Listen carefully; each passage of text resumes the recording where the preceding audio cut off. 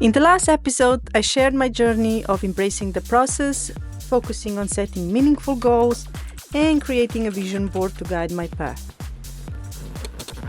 I also introduced a goal tracking template to monitor my progress and stay aligned with my objectives.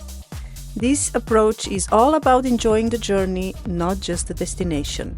Today, I want to dive deeper into how I'm breaking down these goals into manageable steps to make the journey more enjoyable and less overwhelming.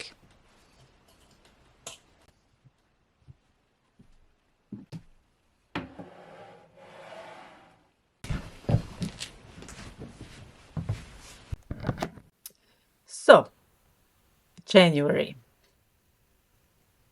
You're supposed to have all your plans in place and feel super motivated and jump straight into action. But honestly, for me, I always feel like January is this slow, almost awkward start. Like, why isn't everything clicking right away? This year, I decided differently. I give up. It's okay to take it slow.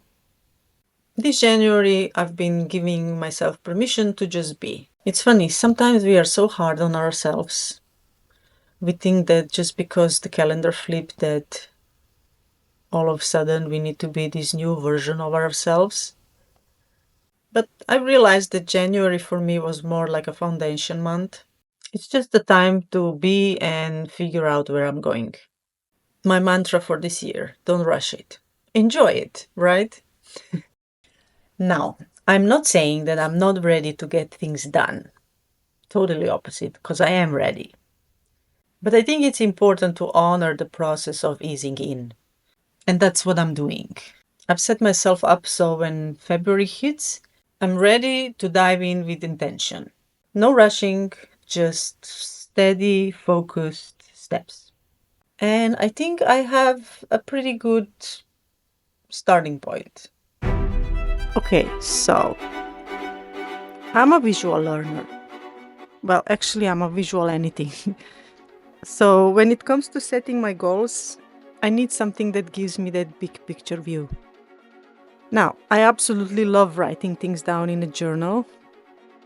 There's just something so grounding about the act of writing with pen and paper, and I really enjoy the process of it.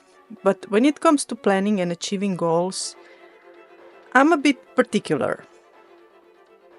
I've tried nearly every planning app out there, but none of them ever seem to work for me. Plus, by the time you learn how to use them, they just add more confusion and overwhelm. I like things simple and, most importantly, visually organized. That's why I love mind maps. I love using them for everything. So for the yearly overview, I've got a plan in my Post-it app. It's something I don't need to look at all the time, so it stays there as a general reminder.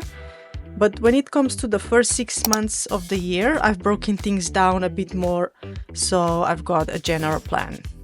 A roadmap that actually excites me. For example, here's how I mapped out February in this X-Mind app. Just disclaimer, not sponsored, I just love it so much and I use the free version. So as you can see, I broke things down for each goal separately. So to keep things manageable, I'm committing to 1 hour of Blender learning each day. I know this might extend over time, but starting with a consistent, achievable goal feels right. On the eBay front, I've been listing items since January. Consistency is key here. I've set a goal to list at least one product every day. Some days I might list more, depending on my schedule, but the aim is daily engagement. Regarding Black Box, I've researched what sells well and identified niches I'm interested in.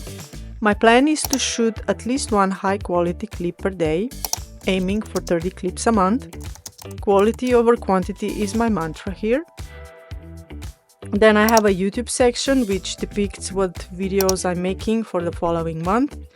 Now, if we go to a weekly mind map, you can see a week 1 for the February, where I broke things down even further.